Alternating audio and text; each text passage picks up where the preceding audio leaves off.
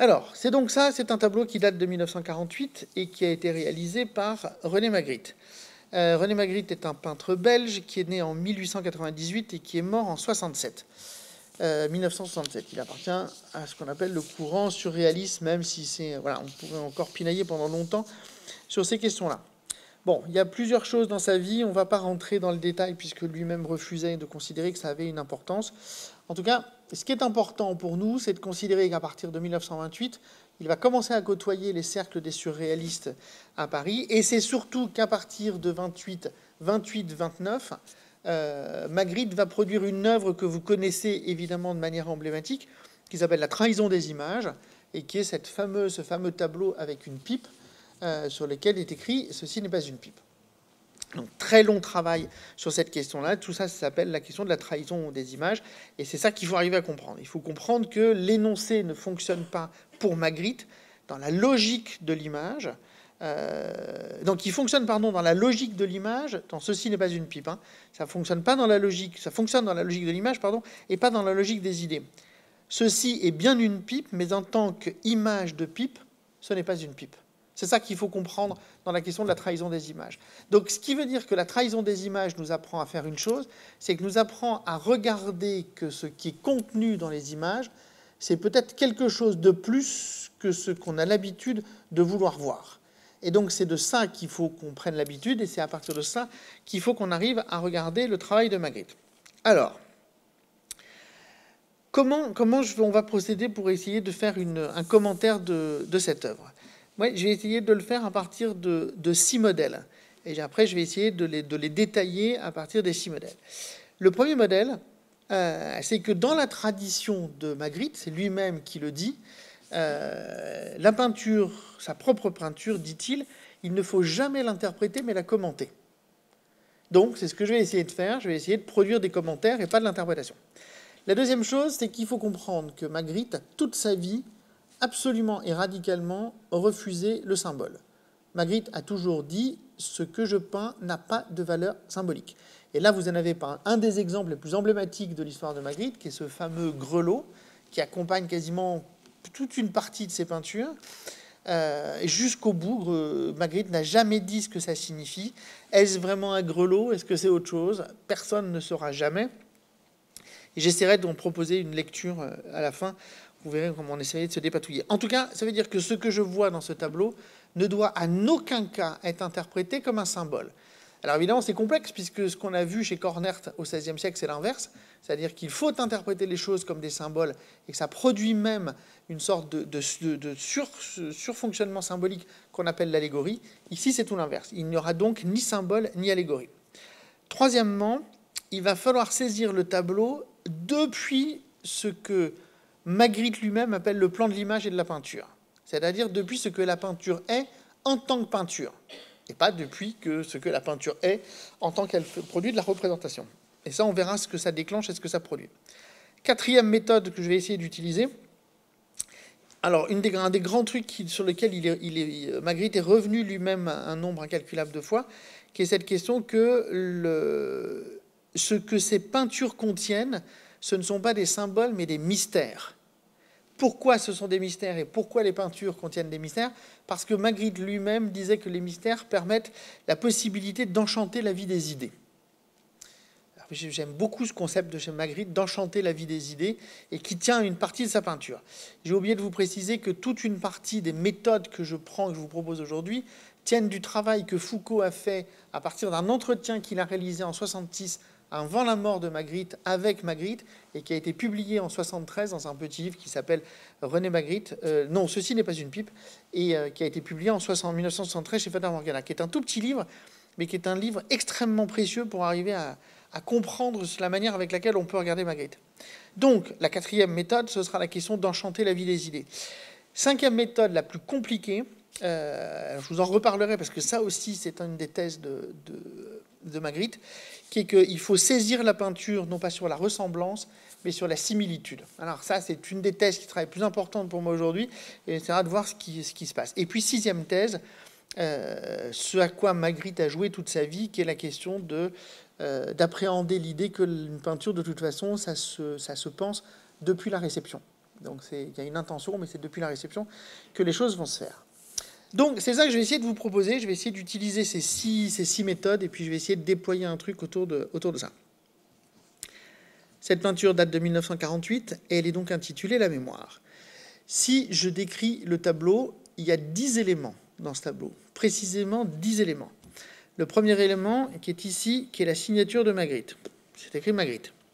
Deuxième élément, le parapet, ou supposément ce qui ressemble à un parapet. Troisième, le grelot. Quatrième, la feuille verte. Cinquième, une tête à l'antique avec ce qu'on va appeler pour le moment une blessure. Sixième, je ne sais plus où j'en suis, mais bon, j'ai perdu mon truc. Enfin, le suivant, le rideau cramoisi. Le suivant, le ciel à nuages, que vous retrouvez un nombre de fois incalculable dans la peinture de Magritte. Notamment, vous savez, l'intérieur d'un sein qui présente cette forme comme ça, circulaire, avec ce rideau rouge, et qui contient un ciel nuageux. La mer. Et donc, on en arrive à 8 avec la mer, et il en reste 2 autres. Le 9e, c'est évidemment la lumière et le soleil, puisque c'était extrêmement important pour comprendre le travail de Magritte, parce qu'il y a énormément d'ombres et les ombres sont importantes. Et le 10e point, c'est évidemment le titre du tableau. Là, je suis dans ce cas toute la tradition du parergone, le titre du tableau, qui fait partie d'un des éléments du tableau qui s'appelle la mémoire. Et donc, c'est à partir de ces 10 éléments qu'on va essayer de travailler. Alors, premier commentaire. Je vous rappelle, le premier commentaire, il ne faut pas interpréter, il faut commenter. Premier commentaire, la première chose qu'il faut comprendre, c'est que ce qu'on a dans ce tableau, ce sont des éléments qui sont très récurrents à la peinture de Magritte, donc ce n'est pas très nouveau en soi. On l'a déjà vu plein de fois et ça arrive souvent. On a donc une série d'objets, un titre et un dispositif central qui est cette blessure. Donc, premier commentaire, ça veut dire que j'en arrive au résultat suivant, que littéralement, la mémoire est blessée. Ça, c'est mon premier résultat méthodologique. C'est mon premier commentaire. Littéralement, la mémoire est blessée. Commentaire numéro 2. Commentaire numéro 2, c'est on refuse toute fonction symbolique. Donc, on va essayer de penser ces objets comme étant des objets non symboliques. Ce sont donc, si ce ne sont pas des objets symboliques, ce sont donc des objets de peinture. Ce ne sont pas des objets tels qu'on voudrait qu'ils soient ayant un symbole, ce sont juste des objets de peinture. Donc, on va penser à la trahison. D'accord ? Donc, rien de ce qui est ici n'est en tant qu'image symbolique et représentative. C'est de ça dont il faut se séparer. Il faut arriver à penser l'image autrement. En revanche, ce qui semble plus complexe ici, et c'est bien là où est tout le problème, c'est que c'est là où ça fait disjoncter le tableau. Ce qui est beaucoup plus complexe, c'est la blessure. Puisqu'elle n'est pas blessure en tant qu'image et idée, c'est juste une tache rouge translucide. Ça veut dire qu'à ce moment-là, c'est moi qui ai mal fait mon travail, c'est-à-dire que j'ai interprété, mais je ne suis pas le seul et on le fait tous et toutes, j'ai interprété cet objet comme étant une blessure, c'est-à-dire que je l'ai interprété comme ayant une fonction symbolique. Si je le reviens en tant qu'objet de peinture, ce n'est donc pas une blessure puisqu'il n'y a pas de trace de choc sur le visage, il y a techniquement, d'un point de vue de la peinture, exclusivement une tache rouge. Et une tache rouge translucide. Mais il n'y a pas de blessure. Donc ça veut dire que deuxième commentaire, j'en arrive au point suivant. 1, il n'y a pas de blessure. Et ça veut dire que dans ce cas-là, il ne s'agit pas de concevoir que la mémoire est blessée, mais littéralement de concevoir que la mémoire est tachée. Si je le reprends d'un point de vue de la peinture. Okay, puisque ce n'est pas un objet symbolique. Commentaire numéro 3. Alors, commentaire numéro 3, je vous le rappelle, c'était, il faut lire le tableau depuis le plan de l'image, dans la peinture. La peinture, ici, une fois que j'ai compris tout ça, elle me fait donc entendre 2 choses. 1, il y a une trahison, c'est-à-dire que tout ce que je vois dans la peinture est une trahison, puisque c'est une trahison des images. Et 2, il y a quand même matériellement la peinture, c'est-à-dire la tache. C'est-à-dire, Magritte fait un geste de peinture, c'est-à-dire qu'il pose de la couleur sur une surface. C'est une tache. Et c'est cette tache rouge. Ça veut dire quoi? Ça veut dire que j'en arrive au commentaire suivant, de considérer que littéralement la peinture est geste de peinture plus ou moins transparent.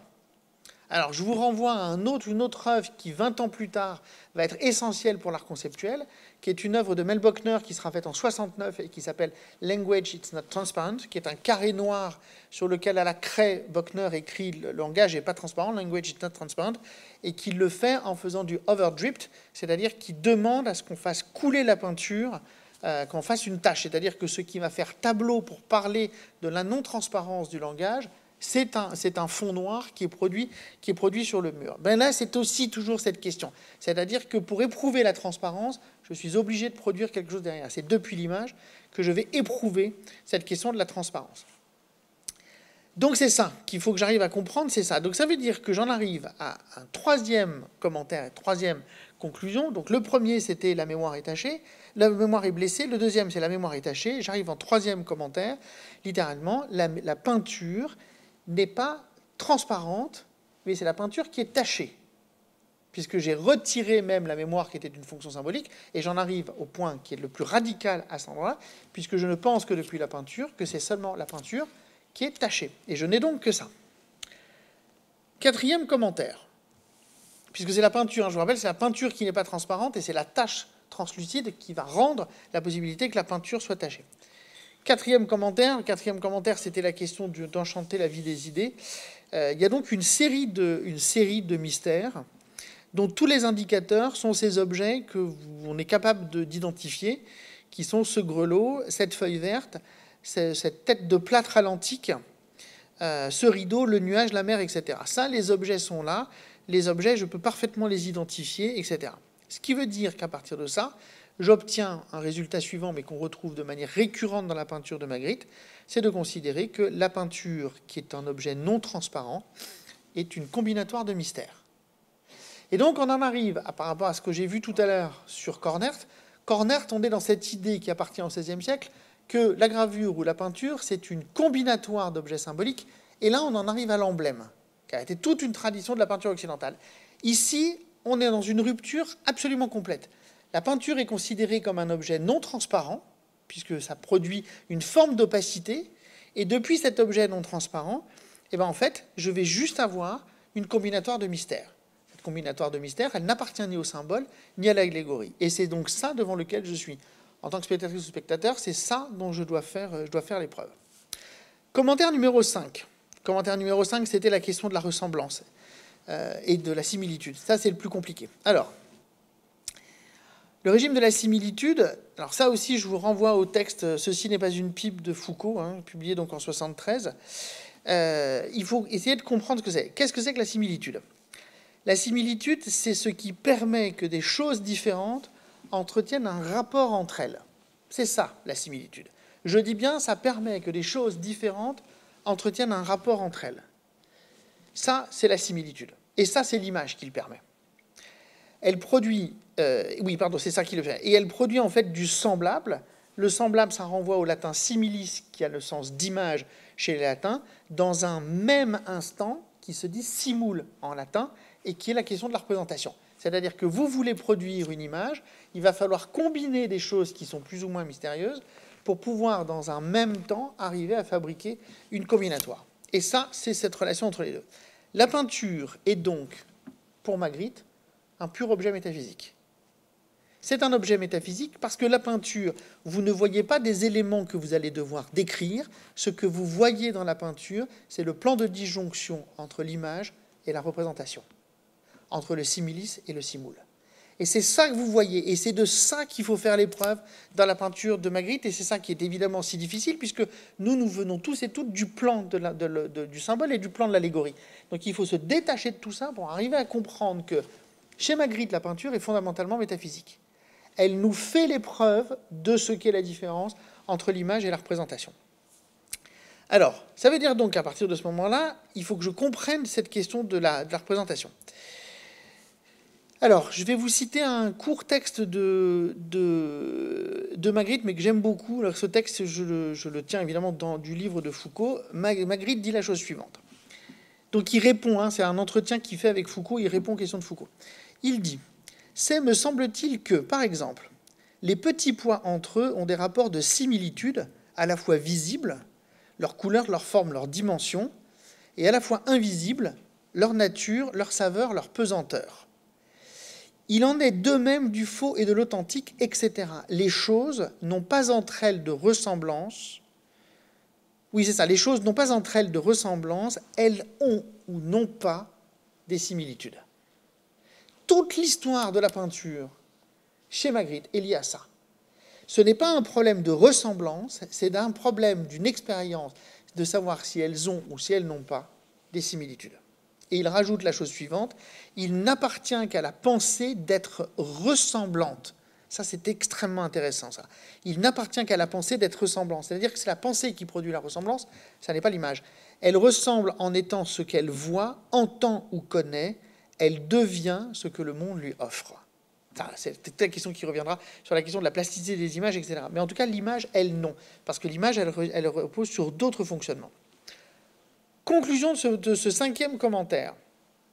La peinture est donc un ensemble de choses qui ont des rapports de similitude qui sont et ou physiques et ou métaphysiques. C'est ça l'expérience de la peinture, en tout cas chez Magritte. Une expérience donc métaphysique de ces similitudes, soit similitudes physiques, soit similitudes métaphysiques.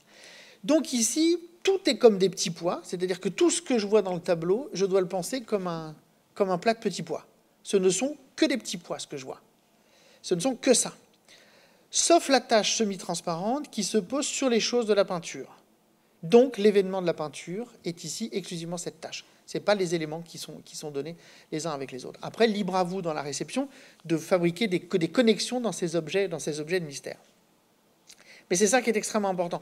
C'est de considérer effectivement que tout ce que vous voyez dans la peinture, c'est exactement comme quand vous voyez des petits pois. Il faut les voir comme des objets similaires. Mais sauf que ce qui choque au milieu de ça, c'est évidemment la tâche de peinture. Et enfin, dernier commentaire, le commentaire sur la réception, c'est là qui sera ma conclusion en gros. Donc, qu'est-ce qu'on a dans cette peinture, qui s'appelle donc la mémoire, qui date de 1948 ? On a un ensemble de choses représentées qui voudraient faire image, ce qu'on appelle le monde. Okay ? Et il y a sur ce monde, quel qu'il soit, c'est notre affaire de petits pois. C'est-à-dire vous pouvez bien mettre ce que vous voulez dans le monde, tous les éléments du monde, si vous voulez, comme dans les petits pois. En tout cas, sur ce monde, cette peinture fait ça, fait juste une expérience du monde. Sur ce monde, il y a une tache que je ne peux pas, dans un premier temps, m'empêcher de lire comme une blessure sur la tempe d'une femme que je présuppose interpréter, puisque le titre me le donne, comme la mémoire. Ça, c'est ce que je fais de manière... Voilà, c'est ce que j'arrive à faire. Mais puisqu'il y a de la similitude, je peux donc déplacer la tache sur n'importe quel élément du tableau. Et ça va être ça, le grand travail de la pensée, c'est d'arriver à déplacer cette tâche et de voir si ça continue de fonctionner et de voir qu'est-ce que ça produit. Puisque cette tâche est translucide, on peut très bien la mettre sur le grelot, on peut très bien la mettre sur la feuille, on peut très bien la mettre où vous voulez. C'est-à-dire qu'évidemment, nous, le travail est fabriqué, puisque si c'est sur la tempe d'une figure féminine qui est interprétée comme étant la mémoire, je vais basculer de ce côté-là. Mais donc là, je vais pouvoir essayer de la déplacer sur n'importe quel élément du tableau. Ça veut dire dans ce cas-là que la tâche, d'un point de vue de la représentation, elle est sur la mémoire. En revanche, d'un point de vue sur concept, elle est sur le monde. Et à partir de ça, on obtient évidemment une œuvre qui est totalement bouleversante. Je vous rappelle que l'œuvre date de 1948. Donc évidemment, elle est fondamentalement bouleversante à cet endroit-là, évidemment. C'est-à-dire qu'elle indique quelque chose que moi je conserve. À preuve, je vous ai montré une gravure qui date de 4 siècles auparavant, qui présente exactement la même chose, c'est-à-dire une figure emblématique de la mémoire qui est blessée, qui présente 2 coups avec deux blessures qui saignent. Et donc ça veut dire que de manière générale, je ne cesse de revoir cette image comme étant symboliquement l'image de la mémoire blessée.